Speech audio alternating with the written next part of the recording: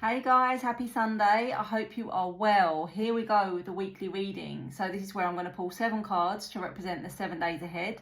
And then I'm always going to extend this reading on YouTube. I use a second deck. I use an oracle deck. We get right into the details, okay?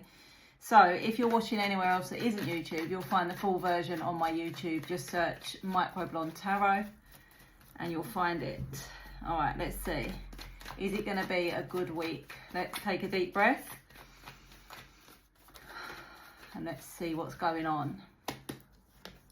1, 2, 3, 4, 5, 6, 7. Okay, not bad, not bad. A stronger start than an end, shall we say.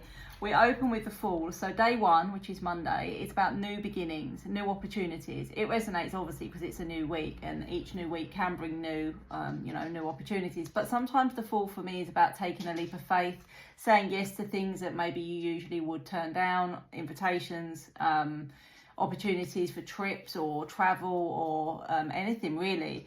But the Fool is the very first card in the whole tarot, and it is about taking that adventure, taking that leap of faith, taking a chance, taking a risk, putting yourself out there a little bit. So that is the message for day 1, followed by the Sun on day 2, arguably the most positive or the happiest card in the tarot deck. It is about joy. It's about pure joy. It's about freedom, happiness. It's about finally being able to take a minute to sort of appreciate everything you've achieved and really just embrace the positive things in life. It can be very good news coming in. It can just be that your energy is in a very good place. But the Sun is a great card to follow on the Fool. Then we get day 3, the 7 of Swords. So this can be taken a couple of different ways. It is going to help when we clarify using the other deck to get into this. This can be turning your back on something, running away from something, not facing up to a truth, okay, of your own. You're burying your head in the sand, you're self-sabotaging, you're turning your back on something because you don't want to see the truth of a situation or you don't want to be honest with yourself. That can be harder to accept sometimes because that kind of comes under the shadow work that we need to do within ourselves and the choices that we make and the behaviours that we present and things like that. But sometimes if it's not you, it can be a warning card that someone around you is maybe not being completely honest or transparent. It could be someone else is self-sabotaging or turning their back, hiding something, because the moon in this card means to me that the moon will always reveal the truth in the end. The truth will always come out. And I do believe that in life anyway, that secrets can only be kept for a certain amount of time. But here, is what we get with the 7 of Swords. So is it you? Is it someone around you? It's something to keep in mind.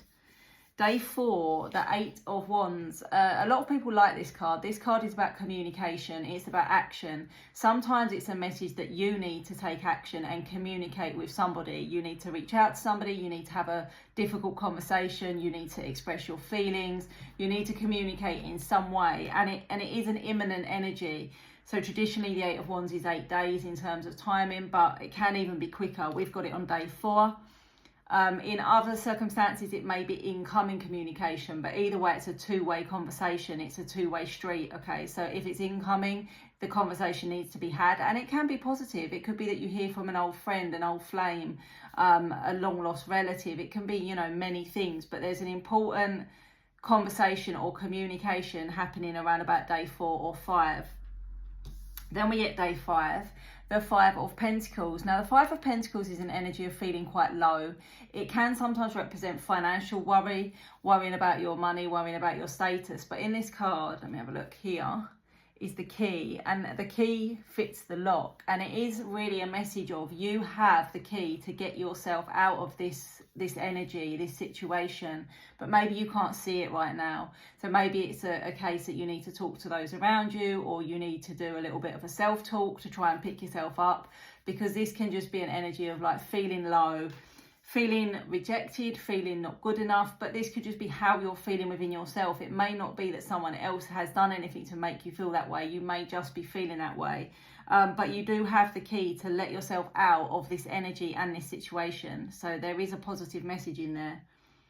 Then we get day 6, the 8 of Swords. It kind of follows on. It's a similar energy. It's being trapped in your thoughts. It's having a lot of thoughts and not being able to kind of free yourself from those thoughts, being pulled in all different directions. So it could be that your head's all over the place, that you're trying to make a decision or a choice, or you've just got a lot going on. It can sometimes represent anxiety. But once again, it's like you're holding your own, you're holding your own self there in the mirror. So it's again, is this something that you're dwelling on? Is there a way that you can break the cycle? Is there something else you can focus on for the time being?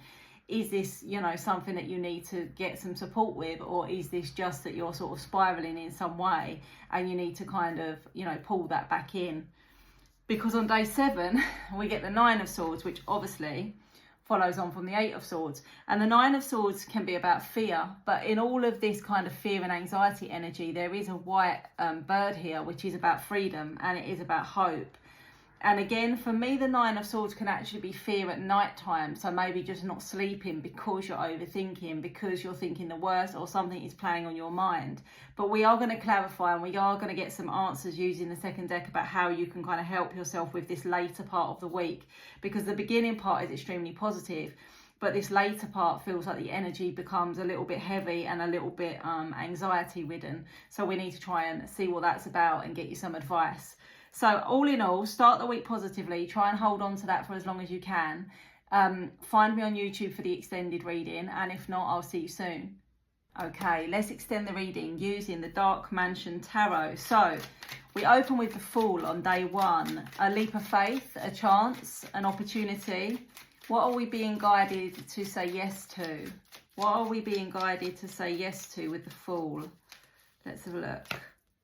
The 9 of Wands, the Wheel of Fortune, and the 6 of Cups. Okay, you're being guided to persist and know that change is coming for you. The 9 of Wands is a very persistent energy. The Wheel of Fortune is a powerful message of change. And the 6 of Cups can be about the past. So with the Wheel of Fortune and the 6 of Cups, it can be a past opportunity coming back around. So say, for example, you applied for a job and you didn't get it, or you missed out on it. It could be that that opportunity presents itself. It could be that there's an opportunity to make amends with somebody from the past. Or it could just be saying that a change is coming to leave the past in the past. But the way I feel it intuitively is that there's a missed opportunity of some kind coming back around. So it's almost like a second chance. And this time when it comes, you should take it, or you should jump at it, okay? Day 2, the Sun. Joy, happiness, freedom. Why have we got the Sun here on day 2? Let's have a look. The Star, that's a great combination. The 3 of Swords and the Chariot. Okay, so this is a really powerful forward motion in a healing energy. The 3 of Swords can be that you've been through some sort of emotional pain, upset, sadness, bereavement. But this is the Star. This is bringing hope. This is bringing healing. And this is bringing joy and happiness. So if things have been difficult, this is a very powerful turning point of things starting to feel like you're moving forward, like you're making progress, like actually you can feel happy again, even if things haven't been great for you in the recent past. It is a positive energy. The Sun and the Star as a combination is very powerful. They're both major arcanas. They're both extremely positive. The Star comes after the Tower, which we got last week. So it should be a good week for things feeling better in the energy. Then we get the 7 of Swords, the 9 of Swords. We got double 7 of Swords. Double 7 of Swords. The 9 of Swords, fear. What are you running away from out of fear? What are you refusing to invest in, or what are you refusing to accept, because this is like a harvest energy, out of fear? You're turning your back on something. I don't think this is someone else being deceitful around you. Yes, you know, that is one of the interpretations, but the energy with this, you are self-sabotaging. You are turning your back on something or turning away from something because you don't feel worthy. You don't feel that you deserve it. You shouldn't benefit from it, or you shouldn't be rewarded for it. I know this is a little bit vague, but I'm hoping it's hitting home with, you know, at least one person, because that is the message. Don't run away from something that you've worked hard on, that you deserve to see the benefit of, that you deserve to reap the reward of, out of fear. Okay. All right. Communication, the Hanged Man, the King of Swords, the High Priestess. Interesting. The Hanged Man can mean that someone's had a change of perspective. This coming from the King of Swords, maybe a masculine energy that is ready to communicate or has been cold or detached for some time. Doesn't have to be that, but doesn't have to be cold and detached, but the Swords energy is usually thinking and planning before they speak. And the Hanged Man could be after a period of limbo, but it could also be there's been a change of perspective. The High Priestess could even be that there's been a spiritual change of perspective. Maybe they've had a dream, maybe they've had an epiphany, maybe they've had a reading. Something has changed their perspective and now they're ready to communicate. So this is going to be a really valuable conversation, and it feels to be with quite a strong masculine energy. Okay, day 5. 5 of Pentacles. Why are you worried? What are you worrying about? Why have you got your head down? Why are you worried with the 5 of Pentacles? You are worried about an ending or about a change. The 10 of Swords and the World. You're worried about maybe a change that's happening or an end of a cycle. So it could be that you're leaving a job. It could be that you've recently had a breakup. It could be that you've recently relocated and you're not feeling settled at the moment. You are going to start to feel better with this Queen of Wands energy. Your energy is going to pick up. But the message is you need to put the burden down. It's like you're carrying some sort of burden you don't need to carry, or you're taking on some kind of responsibility that is not yours to take on. So you need to say no, or set a boundary, or put some of this burden down in order to feel better. It will improve, whatever this is. If this is, for example, that you've just lost a job or changed a job and you're worried about money, it will be okay. If this is that you're fearful that, you know, something's not going to go your way, it can do. It's all about how you're viewing the situation. And also, it's about how you're viewing yourself, because it's an energy of feeling not good enough. So why are you feeling like that? Day 6, the 8 of Swords. What are you caught up about?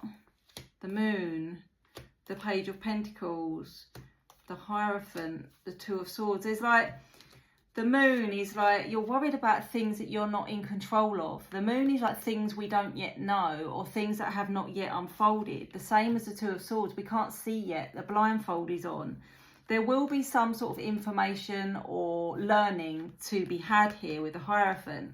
And there's definitely something like a new opportunity or something new to present itself. But maybe you're just at a crossroads in life and you're just stressing that you don't have all the answers. You don't know where you're going. You don't know where you're going to live, where you're going to work, who you're going to be with, what you're going to earn. I don't know. It's almost like you're worrying about things you cannot know the answers to and you are not in control of. So it really is like a pointless exercise. I know it's easy for me to say, you know, anxiety is a funny thing, but you're worrying about something you don't need to, because you don't know all the details yet. And when you do, you'll realise it wasn't worth the worry. Something will become clear, but right now you're worrying about things that you can't control. Day 7, the 9 of Swords, the 4 of Cups, the Page of Swords, the Emperor, the Page of Cups. Your emotions are a bit all over the place, is what I'm going to say. This Page of Swords, it's like you're constantly searching or researching or trying to find answers. It's all the same thing, and you're disappointing yourself. For some of you, this is checking up on someone. Excuse me, I've just thrown the Emperor on the floor where he belongs. For some of you, you're checking up on someone. You're constantly checking where someone is, what they're doing, who they're with, what they're posting. And it's just driving you insane. It's making you more anxious. It's making you more emotionally all over the place. Is there anything to worry about? The Emperor, you know I don't love the Emperor. But is there anything to worry about? It's just a battle. No, there isn't anything to worry about, because you have everything you need. You are good enough exactly as you are, but you're battling all the time. You've got someone on a pedestal, is what I'm going to say. You've got someone on a pedestal. You're constantly checking up on them. You're driving yourself up the wall about it, and you don't need to. You've got them above you for some reason, and that needs to change. That needs to change. All right, let's pull a few oracle cards. So the beginning of the week starts well, but there is a strong energy of self-sabotage and lack of self-belief, and you really need to try and turn that around. Something is coming back around for you. A missed opportunity represents itself. Feminine energy, exactly. When you are in your feminine energy, whether you're a man or a woman, feminine energy is in a flow state. It is knowing that what is meant for you will flow to you. It's being open and receptive to whatever happens. And I'm not saying that we shouldn't, you know, that bad things don't happen, but we've got to be in a receptive state. We cannot be in a fear-based energy, because it will block things coming our way. Can we talk? Confession, exactly that on day 4. Magic and manifestation. Remember, you are the magic. You can manifest anything you want to in your life, literally anything, but you've got to get your mindset in the right place. Let go, release, and don't look back. There is something that needs to be released. There is something that needs to be released. But you need to change your perspective. You need to change your perspective. The way you're looking at something is keeping you stuck. And I do feel that this has been going on for a while, because I've got the winter, which is, you know, in the UK, it's kind of back behind us. Try and have a bit more fun. I think we got this last week. Friends, fun, support. A change of perspective will help everything feel better, but you're really driving yourself mad about things. You know, some of this you can control, because you need to stop putting someone on a pedestal. Some of it you can't control, because you don't have all the answers yet. And a lot of it is just not feeling good enough or not feeling worthy. And that is something that needs to be worked on within yourself, your self-concept, your self-belief. There's an important conversation. There's a missed opportunity that comes back around, and there's chance for things to move towards happiness. So embody the positive and try to drop the negative. Have a good week, and I'll see you soon.